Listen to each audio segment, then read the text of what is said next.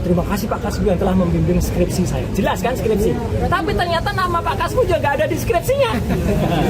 Ini kejujuran yang penting. Betul, Pak Kasbu ajarkan kejujuran untuk dia. Gitu loh. Karena apa? Karena dia itu tadinya disetting untuk seolah-olah menjadi dosen pembimbing skripsi.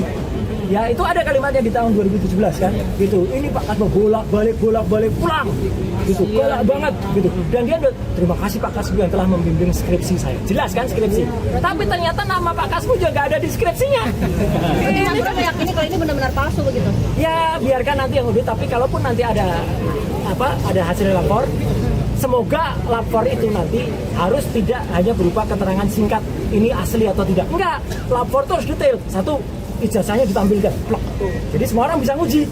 Sama enggak itu yang diunggah oleh si kader partai itu? Kalau beda, berarti kader partai itu menyebarkan hoax. Gampang kan? Ya. Kalau sama, berarti saya menganalisis gambar yang sama. Nggak bisa lagi dah dikejar-kejar. Yang kedua adalah hasil itu jelas. Kertasnya apa? Itu carbon datingnya bunyinya apa? Kertas itu seratnya gimana-gimana. Terus tidaknya ada 5 atau lebih jenis tinta di situ. Itu jelas. Tinta pertama tulisan ijazah, terus dikeluarkan bla bla bla Undang-Undang Gajah Mada. Itu tinta pertama.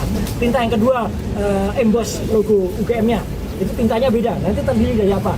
3, tinta penanda tangannya. Ya, rektor UGM dan dekannya. Itu pun lain lagi. Tinta keempat adalah tulisannya si pemilik ijazah. Misalnya siapa gitu, Joko Widodo gitu. Itu pun tinta yang lain lagi. Dan tinta yang kelima cap. Itu harus beda-beda dan jelas. Kayak kita misalnya periksa kesehatan, apa mau teman-teman itu terima Anda sakit, Anda sehat? Nggak mau dong. Kita harus detail, SGPT, SGOT-nya berapa, gula darah sebelum makan berapa, gula darah sudah makan, harus seperti itu. Gitu. Ya, ini kenapa dipermasalahkan di akhir-akhir setelah Pak Jokowi? Apa yang membuat jadi concern gitu Mas Ray sebagai pengarang? Kalau saya jadi concern karena ada seseorang yang tiba-tiba mengunggah ijazah itu dan kemudian mengatakan itu asli.